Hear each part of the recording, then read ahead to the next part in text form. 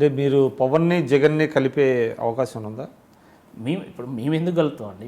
ఇప్పుడు మేము అక్కడ ఏదో మా బలాన్ని పెంచుకోవాలనే ఆలోచన మాకుంటుంది. అంటే శత్రువుని ఇప్పుడు ఇక్కడ చూస్తున్నాం మనం, మహాకూటమి కట్టారు.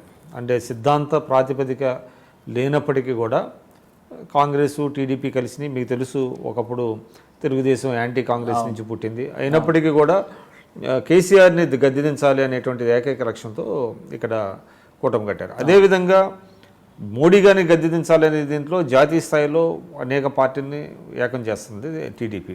ఆ విధంగా మీరు కూడా, అంటే మీకు ప్రధాన ప్రత్యర్థి తెలుగుదేశం కాబట్టి తెలుగుదేశాన్ని గద్దెదించడం కోసం మిగతా పార్టీలతో ఏకమయ్యి మీరేమైనా పొత్తు పెట్టుకునే అవకాశం ఉందా ఏపీలో? లేదు, ఇప్పటికైతే మేము సొంతంగా ఎదగాలనే ఆలోచనతోనే ఉన్నాము. మా అన్ని రాజకీయ నిర్ణయాలు కానీ మా వ్యూహాలన్నీ కూడా ఆ పరంగానే ముందుకెళ్తా ఉన్నాయి. కాకపోతే రాజకీయాల్లో ఏది కూడా ఇది జరగదు అని చెప్పడానికి వీల్లేదు. ఇప్పటికైతే మేము సొంతంగా ఎదగాలి. We cannot rule out. మా కేంద్ర పార్టీ దాని మీద నిర్ణయం తీసుకుంటుంది సరైనటువంటి సమయంలో. సో అంటే ఏపీలో ఉండేటువంటి, అంటే ఇప్పుడున్న సిచ్యువేషన్లో పవన్ కళ్యాణ్ గారితోనే బీజేపీ వెళ్తుంది అనేటువంటిది ఒక వాదన ఉందండి. పవన్ కళ్యాణ్ గారి ఛాన్సెస్ ఎట్లా ఉంటాయి? అసలు తెలంగాణలో పవన్ కళ్యాణ్ గారి రోల్ ఏంటి? తెలంగాణలో పవన్ కళ్యాణ్ అనేటువంటి వ్యక్తికి సినిమా పరంగా ఆదరణ ఉంది, కానీ రాజకీయంగా పెద్దగా ఆదరణ ఉందని మాత్రం నేను అనుకోవడం లేదు. అంటే ఆంధ్రప్రదేశ్ ఎలా ఉంటుందంటే రాజకీయంగా అక్కడ కులాల యొక్క ప్రభావం ఎక్కువ ఉంటుంది. తెలంగాణలో కులాల యొక్క ప్రభావం తక్కువ ఉంటుంది, ఇక్కడ సెంటిమెంట్స్ యొక్క ప్రభావం ఎక్కువ ఉంటుంది. కాబట్టి ఎక్కువ ప్రభావవంతంగా ఇక్కడ రాజకీయాలు ఏదో చేస్తారని మాత్రం మేము అనుకోవడం లేదు. అది కాకుండా వారు వచ్చి ఏకంగా కేసీఆర్ గారి ఇంట్లో కూర్చొని కేసీఆర్ గారిని ప్రేజ్ చేసినప్పుడే రాజకీయంగా వారు తప్పుటడు చేశారు. కాబట్టి ఇక్కడ పెద్దగా డెఫినెట్గా ఎందుకంటారు? ఇప్పుడు అన్యాయాన్ని ప్రశ్నించడానికే నేను రాజకీయాల్లోకి వచ్చినటువంటి పవన్ కళ్యాణ్ ఇక్కడ యువకులకు ఉద్యోగాలు రాకపోతే ఏం చేశాడు పవన్ కళ్యాణ్? ఇక్కడ నేరేళ్లలో దళితుల మీద దాడి ఏరినప్పుడు ఏం చేశాడు పవన్ కళ్యాణ్? ఖమ్మంలో రైతులకు బేడీలు వేసినప్పుడు ఏం చేశాడు పవన్ కళ్యాణ్ అనే విషయాన్ని ఈరోజు ప్రజలు ప్రశ్నిస్తున్నారు. కాబట్టి పవన్ కళ్యాణ్ ఎప్పుడైతే కేసీఆర్ని ప్రే చేశాడో ఆ రోజే రాజకీయంగా వారు తప్పుటడుగు వేశారు. కాబట్టి ఇక్కడ వారికి ఆదరణ ఉంటుందని మాత్రం మేము అనుకోవడం లేదు. ఆంధ్రాలో డెఫినెట్గా పవన్ కళ్యాణ్ ఒక పొలిటికల్ పర్సనాలిటీ, వారికి రాజకీయంగా కొంత ఆదరణ ఉంది, వారి వెనుక ఒక పర్టికులర్ వర్గం ఉంది, గతంలో మాతో కూడా పనిచేశారు. కాబట్టి మేము కూడా ఒకవేళ అవకాశం ఉంటే మా కేంద్ర పార్టీ సరైన సమయంలో నిర్ణయం తీసుకొని వారితో కలిసి వెళ్ళే అవకాశం ఉండొచ్చు. అంటే ముఖ్యంగా అండి మన సర్దార్ వల్లభాయ్ పటేల్ విగ్రహం మీద, అంటే తాజా ఇన్సిడెంట్ కాబట్టి నేను అడుగుతున్నాను, దాని చుట్టూతో ఒక వివాదం నెలకొని ఉంది. అంటే ముఖ్యంగా అసలు అంత పెద్ద విగ్రహం ఏర్పాటు చేయడం అవసరమా అనేటువంటిది, దానికి పెట్టినటువంటి ఖర్చు చూస్తే 3,000 కోట్లు. అదేవిధంగా నిర్వాసితులు గిరిజనులు చాలామంది ఉన్నారు. సో ఈ వివాదాన్ని ఏ విధంగా చూస్తారు BJP? It is a pride for the country.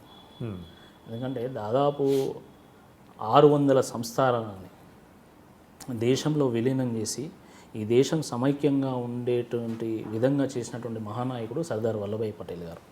కాబట్టి వారి యొక్క సేవలకు గుర్తింపుగా దేశ ప్రజల్లో ఒక స్ఫూర్తి నింపే విధంగా ఈరోజు నరేంద్ర మోడీ గారు ఒక అద్భుతమైనటువంటి ఒక స్టాచ్యూ నర్మదా తీరంలో ఏర్పాటు చేయడం జరిగింది. ప్రజలందరూ కూడా ఈరోజు ఒక ప్రైడ్గా ఫీల్ అవుతూ ఉన్నారు. అంటే ప్రపంచంలోనే ఎత్తైనటువంటి విగ్రహం భారతదేశంలో ఉంది అనే అంశం ఈరోజు ప్రపంచవ్యాప్తంగా చర్చ జరుగుతున్నది. It is a monument.